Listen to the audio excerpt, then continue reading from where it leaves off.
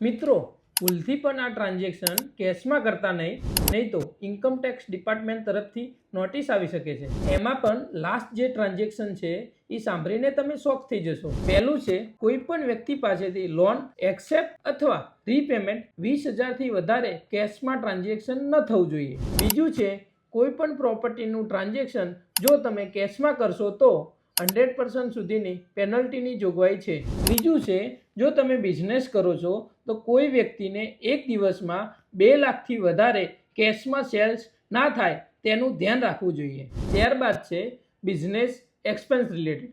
કોઈ પણ ખર્ચ એક દિવસમાં 10,000થી વધારે કેશમાં ન થાય તેનું ધ્યાનમાં રાખવું જોઈએ. હવે છેલ્લું અને ખાસ અગત્યનું, કોઈ પણ ક્રેડિટ કાર્ડનું પેમેન્ટ એક ફાઇનાન્શિયલ યરમાં 1 લાખથી વધારે કેશમાં ન કરવું જોઈએ. જો તમે આ કરો છો તો બેંક ઇન્કમ ટેક્સમાં રિપોર્ટિંગ કરશે અને તેની તમને નોટિસ આવી શકે છે. તો આવા કેશમાં થતા દરેક ટ્રાન્ઝેક્શન તમારે ધ્યાનમાં રાખવા જોઈએ.